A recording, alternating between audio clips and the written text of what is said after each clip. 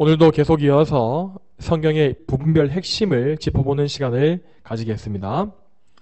지난주에는 구약의 맨 처음에 있는 율법서, 모세오경의 5권의 책에 대해서 살펴봤습니다. 오늘부터는 계속 이어서 모세오경의 다음에 수록되어 있는 역사서에 대해서 강의하도록 하겠습니다. 구약의 역사서는 이스라엘의 역사를 기록한 12권의 책으로 이루어져 있는 부분입니다. 여기서 다뤄지고 있는 역사는 기원전 1405년경의 여호수아 시대부터 시작해서 기원전 424년경의 느헤미야 시대까지인데, 그래서 이것은 거의 1000년에 가까운 시간이 담겨 있는 것입니다.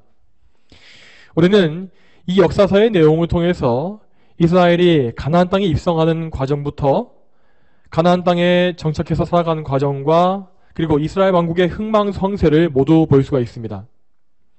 또한 역사서의 마지막에는 이스라엘이 나라를 잃어버리고 바벨론의 포로가 된 이후에 다시 약속의 땅으로 돌아와서 성전을 회복하는 이야기를 볼 수가 있죠. 이 역사서의 내용을 통해서 우리는 하나님의 구속사, 구속의 역사가 어떻게 진행되어 가는지를 볼 수가 있습니다. 자, 하나님은 역사서 앞에 나왔던 율법서에서 먼저 이스라엘에게 언약과 율법을 계시해 주셨습니다. 그리고 이 계시된 율법과 언약은 역사서에 와서 실제로 실현되었던 것입니다. 여러분, 이스라엘은 이 언약 가운데 역사가 진행되어 갈수록 점점 더 정교한 국가 질서를 이루었고, 또한 성전과 제사제도 역시 매우 정교하고 웅장하게 변모해 갔습니다. 특히 다윗과 솔로몬 왕의 시대에 이르러서 이스라엘 왕국은 가장 화려한 전성기를 맞이했죠. 분명 그때 이스라엘 백성들은 자기 왕국의 이런 찬란한 영광을 보면서 이것이야말로 하나님 나라의 실현이라고 생각했을 것입니다. 그렇지만 이 땅에 세워진 왕국 이스라엘은 아무리 위대해지고 융성한다 할지라도 결코 완성에는 이를 수가 없었습니다. 이스라엘 왕국은 오실 메시아를 준비하는 일꾼이요 도구로서 약속의 성취를 기다려야 했으며 결코 이 땅에는 소망을 두지 말아야 했던 것입니다. 그렇지만 이스라엘 백성들은 불완전한 죄인이었기 때문에 계속해서 그 믿음과 소망을 저버리고 불순종하며 죄와 타락에 깊이 빠지는 역사를 반복하게 되었습니다. 그들은 하나님의 뜻과 반대로 이 땅에 소망을 둠으로써 구주이신 그리스도를 바라보는 믿음을 상실한 것입니다. 그리고 마땅히 이러한 범죄와 불신앙과 타락에는 심판이 따라왔습니다. 이스라엘 백성은 점점 더 죄에 깊이 빠져가다가 최종적으로 왕국의 멸망까지 이르게 되었죠. 그러나 이러한 죄인의 철저한 실패 속에서도 하나님께서는 끝까지 전능하시고 신실하셔서 당신의 언약을 지켜주셨습니다. 그래서 그분은 이 모든 역사를 섭리하심으로 이스라엘 백성을 왕국의 멸망 가운데서도 보존하셨고 마침내 약속된 메시아를 보내주신 것입니다. 자, 이와 같이 역사서는 인간의 무능함과 타락성을 있는 그대로 보여주고 있는 책이며 동시에 그 타락 속에서도 빛나는 하나님의 신실함과 전능하심과 선하심과 인자하심을 영광스럽게 계시하고 있습니다. 자, 우리는 이러한 구속사적 관점을 견지하는 가운데에서 역사서의 책들을 읽어나가야 할 것입니다. 그러면 다음으로는 역사서에 포함되어 있는 책들을 간략하게 하나하나 살펴보겠습니다. 오늘은 첫 번째 순서로 먼저 세 권인 여호수아, 사사기, 룻기까지를 같이 보겠습니다. 역사서를 여는 첫 번째 책은 여호수아서입니다. 이 책은 모세의 뒤를 이어서 이스라엘을 지도한 여호수아의 시대를 다루고 있습니다. 이스라엘은 여호수아의 지도하에 가나안 땅에 들어가 그 땅을 정복해 나갔고 마침내 약속의 땅을 모두 정복한 이후에 기업을 분배받게 되었습니다. 한편 이 책의 주요 인물인 여호수아는 그 이름이 예수님과 똑같은 이름입니다. 여호수아는 히브리어로 여호와는 구원이시다 라는 의미를 가지고 있습니다. 그리고 이 여호수아라는 이름을 그대로 헬라어로 옮기게 되면 예수가 된다고 합니다. 또한 여호수아는 그 이름뿐만 아니라 그 역할의 면에서도 예수님을 닮았습니다. 그는 이스라엘을 약속의 땅 가나안으로 인도한 사람으로서 그 백성에게 말하자면 구원자와 같은 역할을 했던 것입니다. 이 내용을 정리해보자면 여호수아는 구약시대 예수님의 모형 중에 한 명이었고, 그리고 가나안 땅에 입성하는 것, 가나안 땅에 들어가는 것은 예수님께서 이루실 구원을 상징하고 있습니다. 이런 의미에서 보자면 우리는 여호수아서의 의미가 무엇인지를 명확히 알 수 있을 것입니다. 자, 여호수아서에서 이스라엘 백성은 여호수아의 인도를 받으면서 여호수아의 인도하에 가나안 땅에 들어갔습니다. 이것은 곧 성도들이 구원을 얻는 길이 무엇인지를 보여주고 있습니다. 우리는 여호수아의 원형이신 예수 그리스도를 믿고 그분을 따라야만 구원을 얻을 수 있는 것입니다. 또 계속 이어서 여호수아서는 약속의 땅에 들어간 이후에 일어난 일들을 보여줍니다. 아까 말씀드린 바와 같이 이 약속의 땅에 들어간다고 하는 것은 곧 구원을 상징하지요. 이스라엘 백성은 이번에도 여호수아의 지도하에 기업을 분배했고 그 이후에 그 기업을 누리면서 평안한 삶을 살았습니다. 또한 여호수아의 결론은 이스라엘이 하나님만 섬기는 거룩한 삶을 살아야 한다라는 명령으로 마치고 있습니다. 오늘 우리가 읽었던 본문인 여호수아 24장 14절과 15절 말씀은 여호수아가 죽전에 남겼던 마지막 유언 중의 일부입니다. 그는 말하기를 여호와를 경외하며 온전함과 진실함으로 그분을 섬겨라 라고 하였습니다. 이 말씀과 같이 이스라엘 백성은 약속의 땅에서 거하는 동안에 오직 하나님의 계명을 따라서 순종과 사랑의 삶을 살아야 했습니다. 그래야만 그들은 하나님의 은혜 안에서 평안과 안식을 보장받을 수 있었죠. 자, 이 내용을 그대로 우리 성도에게 적용해보자면 이것은 구원받은 이후의 성도의 삶이 어떠해야 하는지를 보여준다고 볼 수 있습니다. 성도가 구원받은 목적은 곧 하나님께 영광을 돌리기 위함입니다. 그러므로 성도들은 그들의 기업이 되시는 그리스도로 인해서 즐거워하고 그리스도의 은혜를 누려야 합니다. 또한 그리고 성도들은 그리스도 안에서 거룩한 삶을 살아야 한다라는 명령을 우리가 듣게 되는 것입니다. 우리는 오직 그리스도 안에서 하나님께 순종할 때에만 하나님과 화목하고 안식할 수 있으며 또한 거룩한 삶, 하나님을 기쁘시게 하는 삶을 살 수가 있다는 것입니다. 여러분, 이와 같이 여호수아서는 성도가 예수 그리스도로 말미암아 거치게 되어지는 구원의 과정을 상징적으로 보여주고 있는 책이라 하겠습니다. 다음으로 또 이어서 역사서의 두 번째 책인 사사기를 보겠습니다. 사사기는 여호수아가 죽은 이후부터 시작된 사사들의 통치 시기 약 350년의 역사를 보여주고 있습니다. 이 책에 나와 있는 사사라는 이름은 재판관이라는 뜻이라고 합니다. 이 이름의 뜻에서도 알 수 있듯이 사사들은 왕과 같은 절대 권력자가 아니라 백성들을 단지 지도하고 재판을 하기 위한 직분을 맡은 것이었습니다. 그렇지만 그들은 이스라엘의 위기 상황이 왔을 때에는 백성을 구원하는 용맹한 지도자의 역할도 했었죠. 자, 앞에서 봤던 여호수아와 똑같이 이 사사들 역시 예수 그리스도의 모형으로 제시된 인물들이었습니다. 그들은 이스라엘이 죄로 타락해서 원수의 압제를 받을 때에 하나님께로부터 보내심받아 원수를 이기고 백성을 구원하는 역할을 수행했습니다. 그리고 이 사사들이 살아있는 동안에는 백성들은 그들의 지도하에 경건을 지키면서 평화를 누렸지요. 이러한 내용은 곧 우리 성도들을 통치하시고 인도하시고 보호하시는 예수 그리스도의 직분을 미리 보여주고 있는 것입니다. 자, 그렇지만 이 사사들이 제한적인 역할을 했던 것과 다르게 그리스도께서는 택자들의 구원에 필요한 세 가지의 직분, 모든 직분을 다 담당하신 분입니다.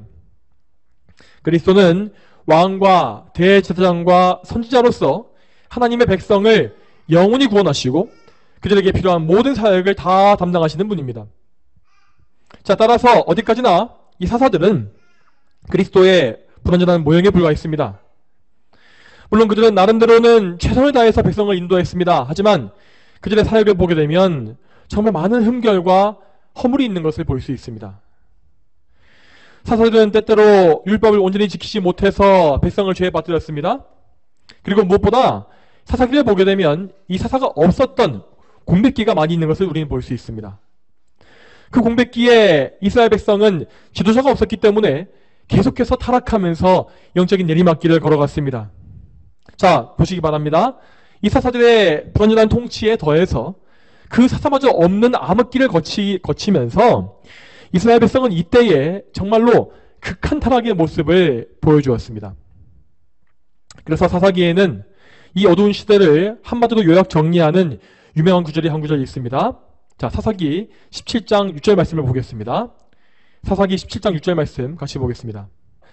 그 시대에는 이스라엘의 왕이 없었으므로 사람마다 자기 보기에 옳은 대로 행하였다. 아멘. 참고로 이 말씀은 사사기 21장 25절 말씀에 또 한 번 똑같이 기록되어 있습니다. 이렇게 반복되어진 말씀과 같이 이스라엘은 그들의 왕이신 하나님을 저버리고 계명을 폐기했으며 선민으로서의 거룩한 삶을 상실하고 자기들의 원하는 대로 자기의 본성대로 행했습니다. 심지어 어떤 경우에 그들은 이 세상보다 더 패역한 상태로 떨어지는 경우도 있었습니다. 여기에서 우리가 알 수 있는 사실이 무엇입니까? 자, 그것은 이것입니다. 여러분, 가장 거룩한 것이 타락하면 오히려 그것은 가장 역겹고 악한 것으로 변질됩니다. 여러분, 그래서 교회 역사를 보게 되면 교회가 타락할 때, 이 거룩한 교회가 타락할 때에는 그 타락한 교회가 오히려 이 세상보다 더 역겹고 더럽고 하나님께서 미워하시는 존재로 떨어지는 것을 우리는 많이 볼 수 있는 것입니다. 여러분, 이 사사기의 말씀은 더 나아가서 사실 이 모든 죄인들의 역사 전체를 요약하는 것과 같습니다. 인간의 통치는 절대 완전하지 않고 오히려 대체로 사람들을 범죄와 타락에 빠지게 만드는 경우가 많습니다. 이처럼 이 땅에는 영원한 소망이 없습니다. 오직 우리의 참된 소망은 우리의 영원한 구원자여 왕이신 예수 그리스도께 있고 또한 저 하늘나라에 있는 것입니다. 그러므로 우리는 이 땅에 사는 동안에도 왕 대신 그리스도께 복종해야 하며 저 천국 하나님의 나라에 올라가서 그리스도의 영광에 동참할 그날을 기다려야 합니다. 자, 정리하자면 사사기는 이 땅의 교회가 어디까지 타락할 수 있는지를 보여주고 있고 동시에 그 타락 가운데에서 예수 그리스도만을 소망하는 믿음을 제시하고 있는 책이라고 할 수가 있겠습니다. 사사기의 다음으로는 룻기라고 하는 작은 책이 이어집니다. 이 책은 역사서 전체 중에서 분량이 제일 작으며 다뤄지는 배경도 유다 지파의 한 가정에 국한되어 있습니다. 룻기는 사사시대의 영적인 어둠 속에서 잘못된 길을 가고 있었던 한 가정의 이야기로 시작이 됩니다. 여기에 등장하는 엘리멜렉과 나오미는 유다 지파에 속한 이스라엘 백성이지만 기근을 만나면서 이방 땅인 모압으로 도망치듯이 이주했다고 나와 있습니다. 그렇지만 이렇게 기업을 버리고 떠난 결과로 그 가정은 파국을 맞이하게 되었습니다. 나오미는 불행하게도 남편 엘리멜렉과 두 아들을 모두 잃어버렸고 결국 이방인 며느리인 룻과 함께 빈손으로 이스라엘 땅에 복귀합니다. 여기까지 보게 되면 나오미와 룻의 이야기는 사사기의 상황과 거의 동일하게 흘러가고 있습니다.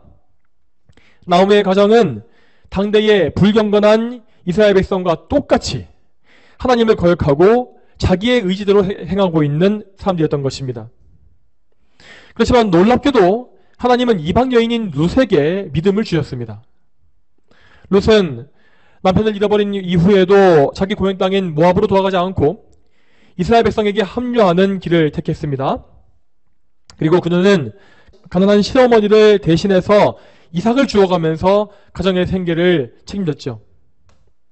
이 과정 속에서 룻은 보아스라는 사람을 만났는데 이 보아스는 나오미의 친족으로서 그녀가 잃어버린 기업을 회복해줄 수 있는, 물러줄 수 있는 능력이 있는 사람이었습니다. 보아스는 흔쾌히 나오미 가문의 기업을 물러주었고 또한 그 과정에서 룻을 자기의 아내로 맞이하게 되었습니다. 그리고 룻기의 결론을 보게 되면 보아스와 룻이 다윗 왕의 조상이 되었다는 말씀이 나와 있습니다. 그들은 믿음으로 하나님을 섬겼으며 믿음 안에서 거룩한 가정을 이루었습니다. 그리고 그들은 하나님의 은혜로 말미암아 다윗과 또한 더 나아가서 예수님의 육적 조상이 되는 엄청난 은총을 얻은 것입니다.